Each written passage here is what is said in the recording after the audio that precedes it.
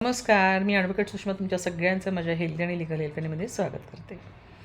आपले केस खूपदा बघा हिवाळ्यामध्ये किंवा पावसाळ्यामध्ये खरखरीत होतात. तर त्यामुळे ते आपल्याला केस विंचरावेसे वाटत नाहीत. मऊपणा नसल्यामुळे त्या केसांना हातसुद्धा लावावासा वाटत नाही.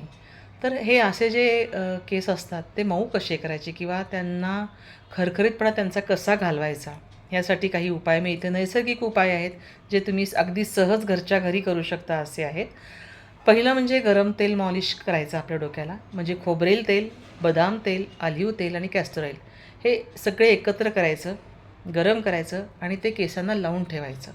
एक अर्धा तासानंतर केस तुम्ही धुवा किंवा नाही धुतले तरीसुद्धा चालतात.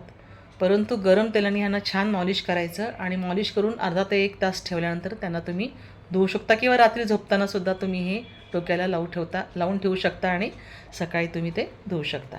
त्याचप्रमाणे कोरफडीचा जो गर असतो, ॲलोवेरा, ताज्या कोरफडीचा जो गर असतो तो केसांना आणि टाळूला लावायचा. तर खूप जणांची अशी तक्रार असते की कोरफडीचं जेल लावलं की केस कोरडे होतात. तर त्यामध्ये थोडंसं कोरफडीच्या जेलमध्ये ई व्हिटॅमिनची गोळी पण टाकायची. म्हणजे त्याच्यात तेल असतं, ई व्हिटॅमिनचं तेल त्याच्यामध्ये असतं. त्यामुळे ते केसांना ई व्हिटॅमिनचं पोषणही मिळतं आणि त्याच्यामुळे केस कोरडेही होत नाहीत. तिसरं म्हणजे दही आणि मध.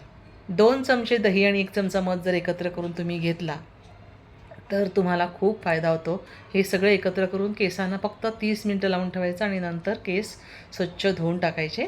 तुम्हाला खूप फायदा पाहताना मिळेल की तुमचे केस मऊ झालेले आहेत. असं तुम्ही एक आठवडाभर तरी आठवड्यातनं 2दा असं एक आठवडाभर करून बघा, तुम्हाला खूप लगेचच फरक जाणवेल. चौथं म्हणजे अंडी आणि ऑलिव्ह ऑइल. एका अंड्यामध्ये 3 चमचे ऑलिव्ह ऑइल टाकायचं आणि ते मिसळून केसांना लावायचं. ते लावल्यानंतर दुसऱ्या म्हणजे दुसऱ्या दिवशी हे सकाळी तुम्ही करा आणि एक अर्धा तास लावा आणि त्यानंतर तुम्ही केस धुवून टाका. फरक दिसेल तुम्हाला लगेच. 5वं आणि सगळ्यात म्हणजे सगळ्यांच्या घरात उपलब्ध असलेली गोष्ट ती म्हणजे केळी आणि मध.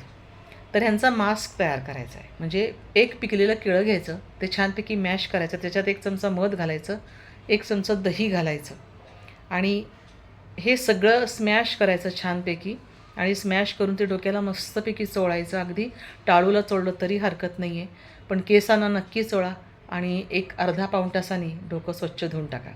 तुम्हाला ही माहिती आवडली असेल तर नक्की लाईक करा, शेअर करा, सबस्क्राईब करा आणि बेल आयकॉनवर क्लिक करा. धन्यवाद.